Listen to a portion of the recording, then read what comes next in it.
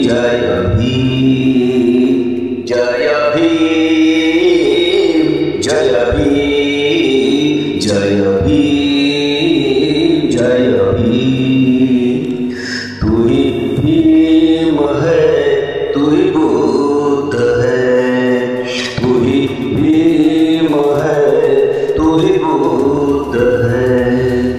तू ज्योति गुरु, तू ही सामसी, तू ज्योति गुरु, तू ही सामसी। हर नाम में तू समा रहा। जय भीम, जय भीम, जय भीम, जय भीम। तू ही भीम है, तू ही बुद्ध है, तू ज्योति गुरु, तू ही सामसी। हर नाम में तू समा रहा। जय भीम, जय भीम, जय भीम, जय भीम। सन 1981ला गावात जातीवादातून वाद झाला होता। त्यावेळी मारुतीच्या मंदिरावर पोथी वाचत होते।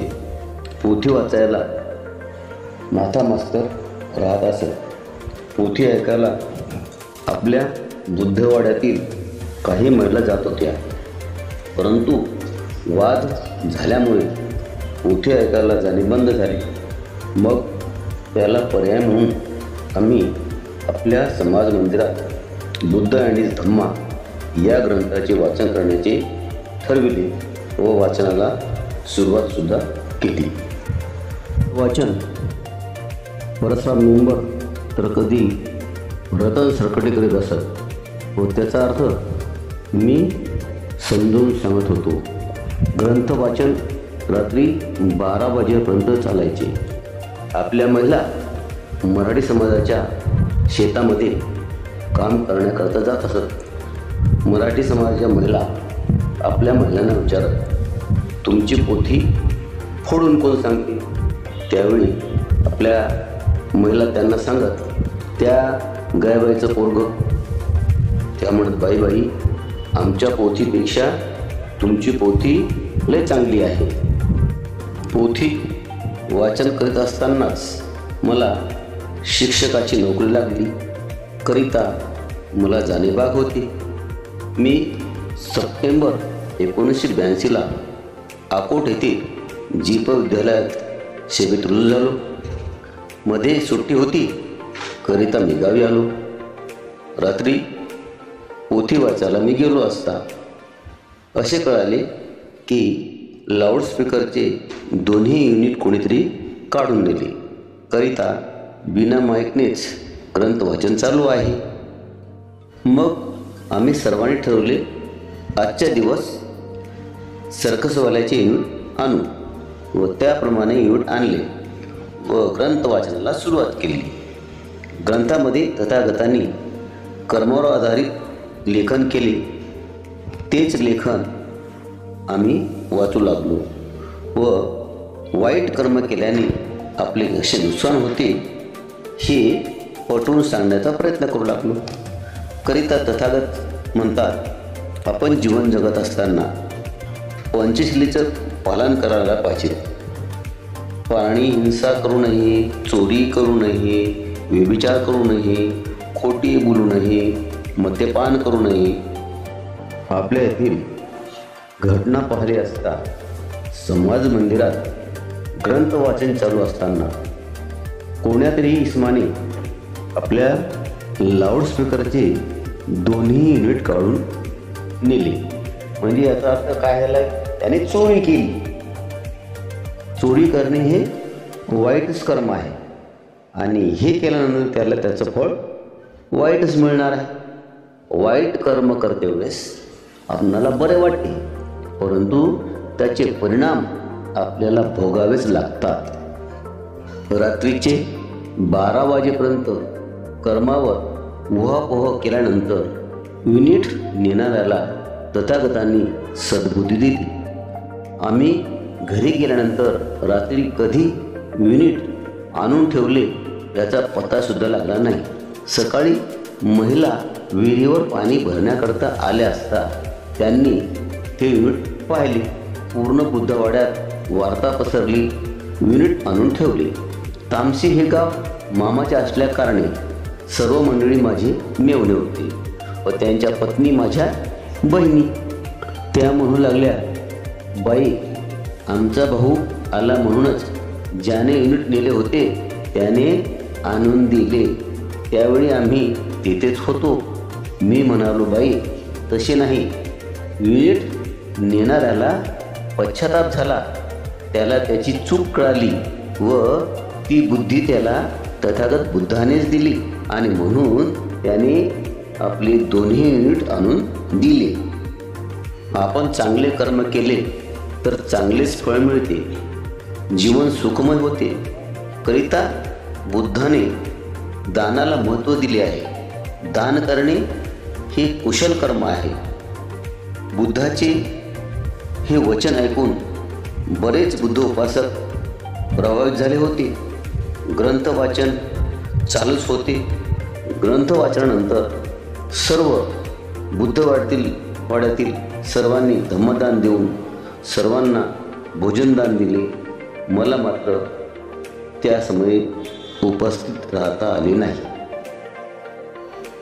परंतु उन्हाळ्याच्या सुट्टीमध्ये मी गावी आलो असता माझे मित्र रतन सरकटे व परसराम मेंबर नेहमीप्रमाणे रात्रीला गप्पा मारत बसलो असता ते म्हणाले, मास्तर, सोपान सरकटे यांचे असे म्हणणे आहे की ग्रंथाचा शेवटचा अध्याय वाचन करायचा व त्याचा अर्थ तुम्ही समजून सांगायचा.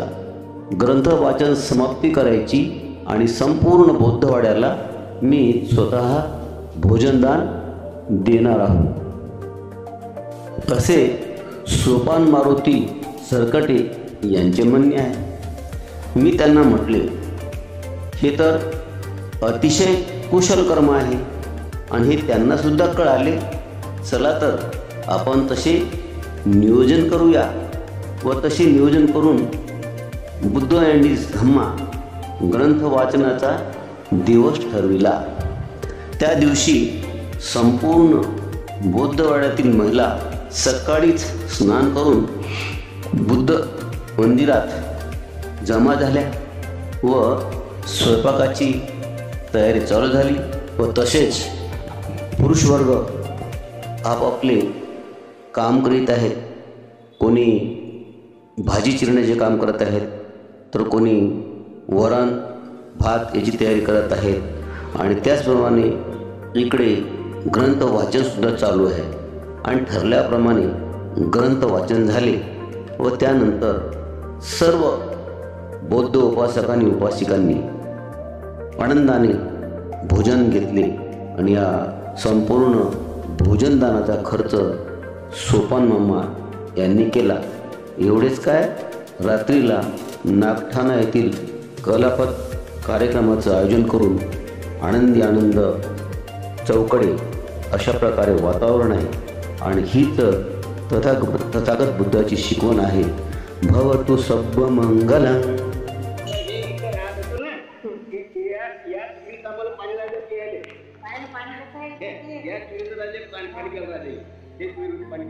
मोबाईल सोडशील आतमध्ये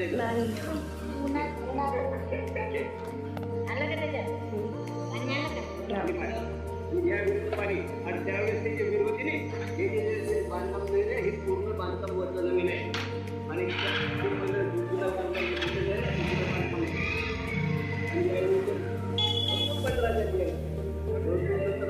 पुढं काय झालं कमी उडालं नंतर मग ते गळ्याची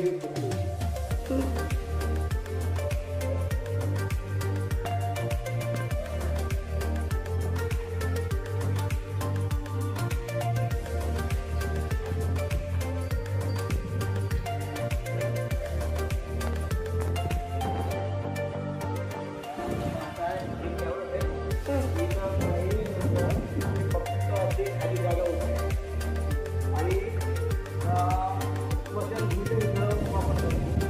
परंतु आता काय झालं ते आपण वडाची विहीर पाहिली ना, ती वडाची विहीर पाणी कमी होतं, पाणी आटत आहे. आणि म्हणून काय झालं, शासनानं नवीन विहीर पाडून दिली. तर त्या विहिरीकडे आपण जातो. आता त्या विहिरीकडे जातो. त्या विहिरीला भरपूर पाणी लागलं. तर ती विहिरा जातो आणि या बाजूला तिथे छान छान हिरवी झाडं दिसत आहेत. आणि त्यावेळेस जे काही तलाव नव्हता, आता यांनी हा तलावसुद्धा खोदलेला आहे की बाबा जास्त पाणी राहिले याच्यासाठी गावकऱ्याला त्याचा फायदा होईल. त्यामुळं या तलावाचं खोदकाम केलं. परंतु प्रथमतः ती विहीर केली होती. आता त्याचा परिणाम झाला म्हणतात की विहीर झाली टेकड्यावर झालं खाली, त्या विहिरीतच पाणी इकडे येते, त्या विहिरीत पाणी लागते.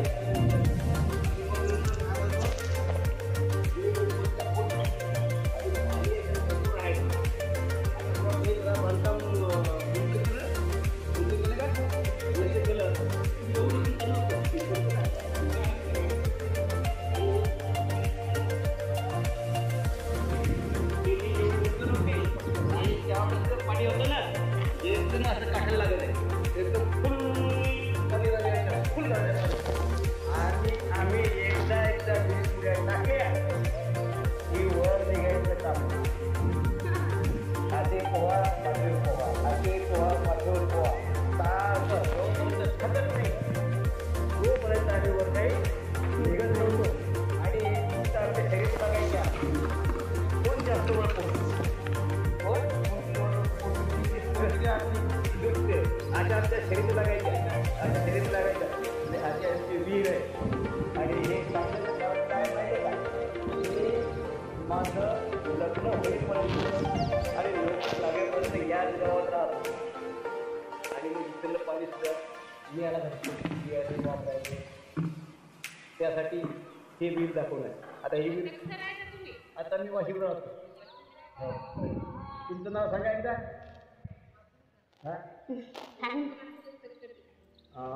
कल्पना पुढे.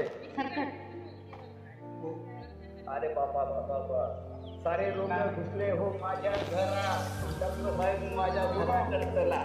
मेवणे आहेत ते आमचे, ते मेवणे आहेत. बाई तिकडे ये बाई, पुणे पुणे असे. आता हे बाई श्रीराम सरकडे माझे मेवणे होते. आणि त्याची ही सूट काय कुठे काय झालं बंद तर भेटतील.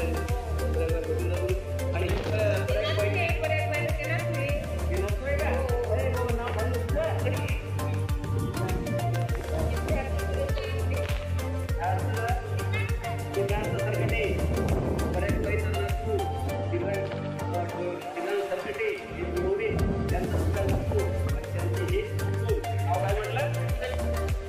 कल्पना अलग लक्षात. आता हे पहा, हे पहिलं जे होतं ना, हे तलाव नव्हता. इथं स्मशानभूमी होती. महादेवाचं मंदिर होतं, तिकडं महादेवाचं मंदिर होतं. मी तामशीला तुला सांगितलं, तामशीला असताना बाजारला चाललो की त्या संतांच्या मंदिरात महादेवाचं दर्शन घेताना पुढे जातो. तसं इथं एक महादेवाचं मंदिर. परंतु मंदिरात आपल्याला प्रवेश नव्हता, करता येत नव्हतं. आणि तोपर्यंत अज्ञान असल्यामुळं आपल्याला पदार्थ पूर्ण प्रसाद घेतात. आणि मग मी सुद्धा त्याच्यासोबत काढतो.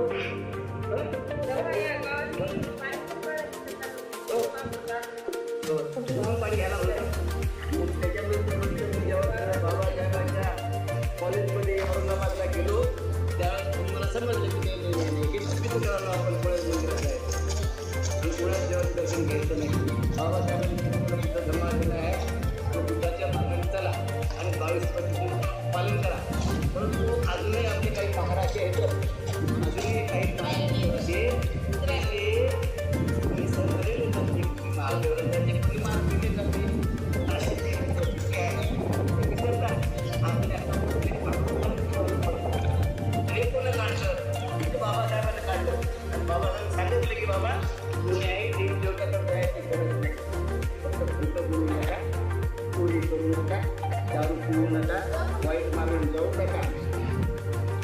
कल्याण झाल्याशिवाय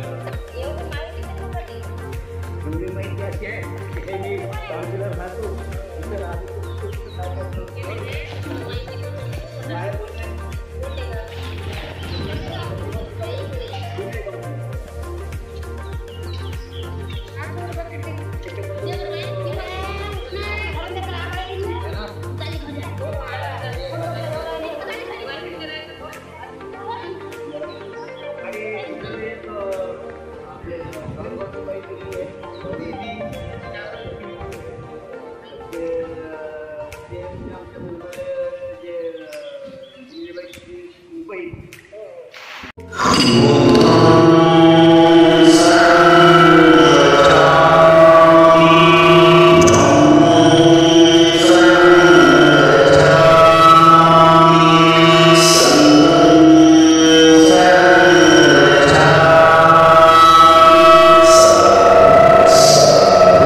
दृश्यामध्ये आपण जे घर पाहत आहात ते घर सुरेश नागोजी सरकडे यांचे असून ते 5 भाऊ आहेत व त्यांना 2 बहिणी आहेत. सर्वात मोठे दशरथ सरकटे, नंबर 2 भिकाजी सरकटे, क्रमांक 3 रतन सरकटे, क्रमांक 4 सुरेश सरकटे, क्रमांक 5 सुधीर सरकटे व सर्वात मोठी बहीण इंदिराबाई व लहान बहीण वच्छलाबाई हे असून ते माझे माऊस भाऊ व माऊस बहिणी आहेत. सुरेश सरकटे घराचे मालक नुकतेच शेतातून घरी आले आहेत हे आपण दृश्यामध्ये पाहतच आहात. छोटे कुठे इकडे दीदी काय तिकडे जाऊन करची आता तुझा कसे जागा चाललाय कशामध्ये काय बरं आता हे PhD करायला गेलोय आणि नाव काय श्वेता सुरेश सरकटे. आता MA केलं का? कशामध्ये केलं? एकोणमध्ये केलं आणि आता पुढील शिक्षण मध्ये तिथे इच्छा आहे की आपण PhD करावं. करिता तिने अमरावती विद्यापीठामध्ये PhD करिता प्रवेश घेतला आणि अशा प्रकारे आपण श्वेता सरकटे हिचा परिचय घेतला. असो दीदी, आता तुला माझ्या कॉलेज जीवनाविषयी व अभ्यासाविषयी थोडक्यात माहिती सांगतो. आम्ही कॉलेजला गेलो असता आम्ही इथून गेलो औरंगाबादला गेलो की दिवाळीपर्यंत फक्त मौज आणि मजा. अभ्यासाच्या नावानं बिलकुल पुस्तकाला हाती लावायचं.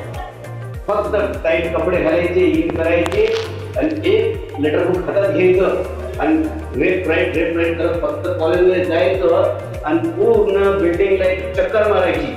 हॅलो हॅलो हॅलो हॅलो आणि यायचं.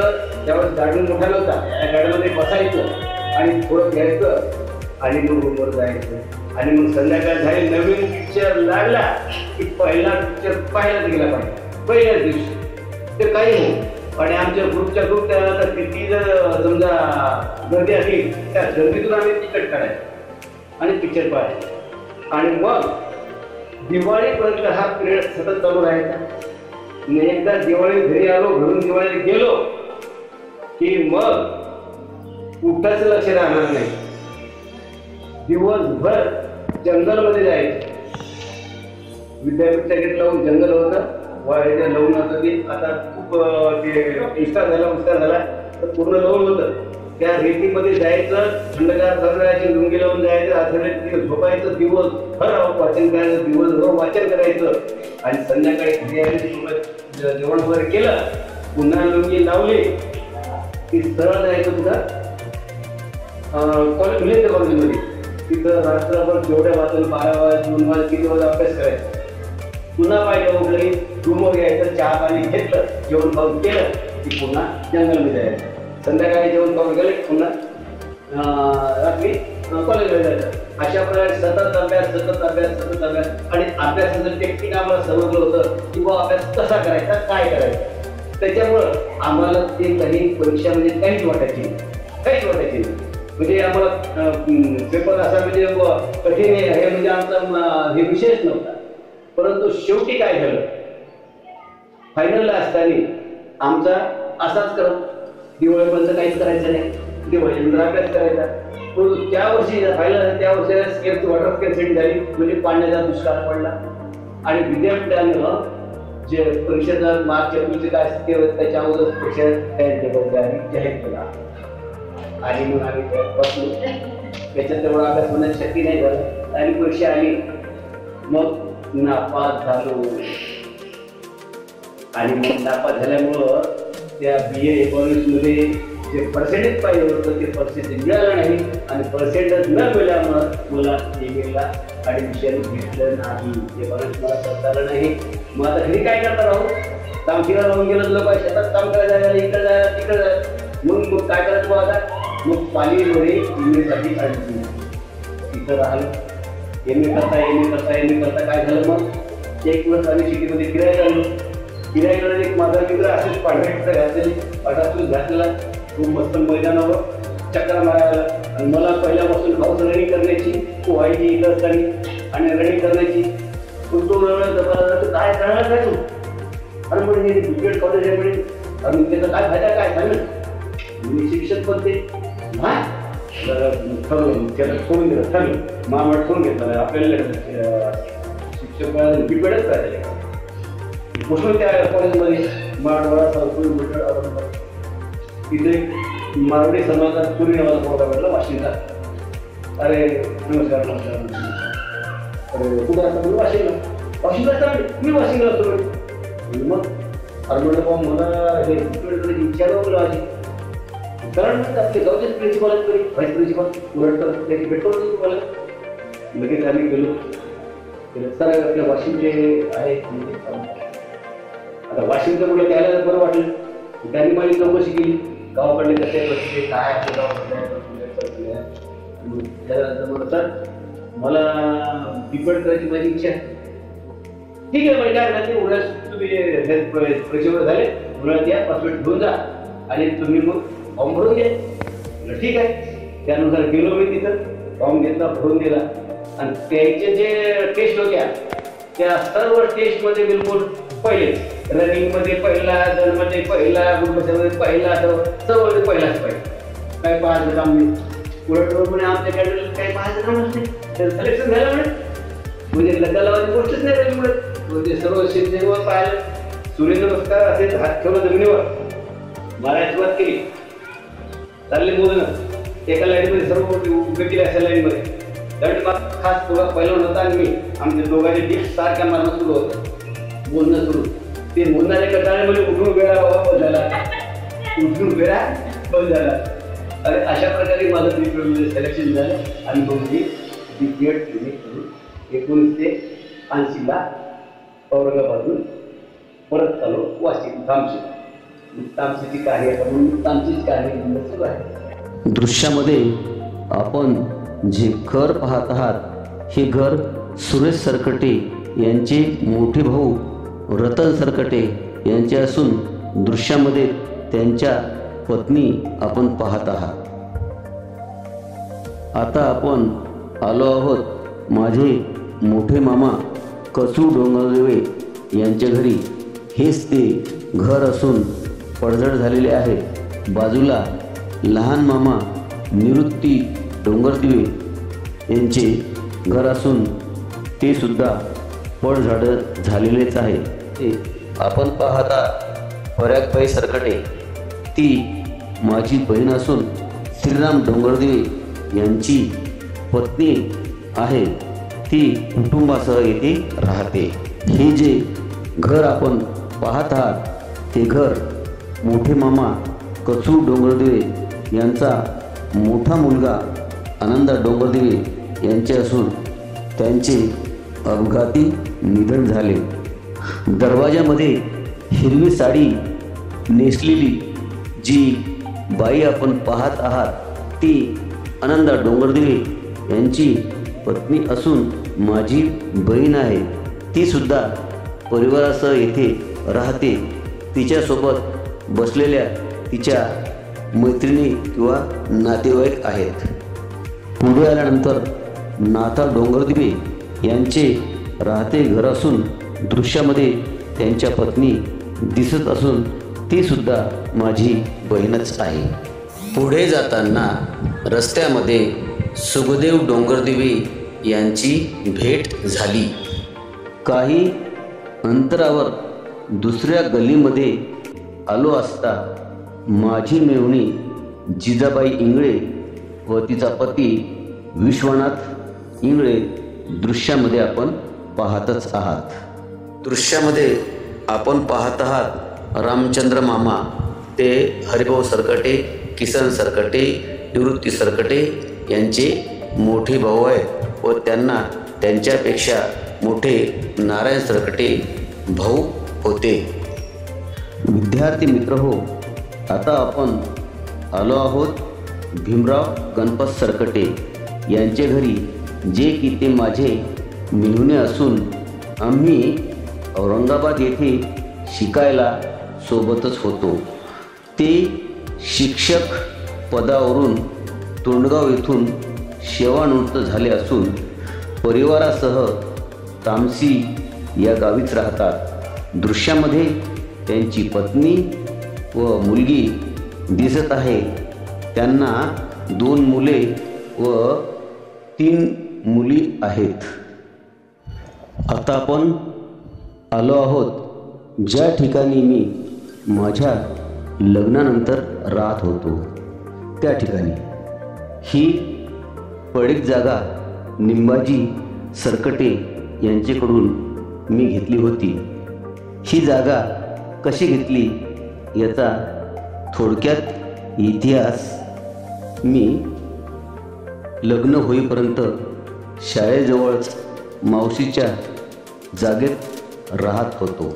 सन 1974-75ला अंसिकेदे धरणावर मुकदम असताना लहाने मामा निवृत्त डोंगरदिवे हे विहिरीसाठी कर्ज काढण्याकरता वाशिमला येत होते व साहेबांची भेट घेत होते व ते म्हणत होते साहेबाला चहा पाण्यासाठी खर्च करावा लागते. ते माझ्याकडे पैसे घेण्याकरता येत होते. पानसिंगला येत होते. मी त्यांना पैसे देत गेलो. कधी 100, कधी 200 असे करता करता त्यांनी माझ्याकडनं 1000 रुपयापर्यंत पैसे नेले असतील. शेवटी मामाचे विहिरीचे कर्ज मंजूर होऊन त्यांना पैसे मिळाले. त्यावेळी माझ्या माघारीच ही जागा माझ्यासाठी मामाने घेतली. प्लॉट मोठा होता करिता माझे मावस भाऊ दशरथ सरकटे यांना सोबत घेतले. अर्धी जागा त्यांच्यासाठी व अर्धी जागा माझ्यासाठी 1600 रुपयामध्ये खरेदी केली. 800 रुपये दशरथदादाने दिले व 800 रुपये मामाने दिले. मी गावी आल्यानंतर ही सर्व हकीकत मामाने मला सांगितली.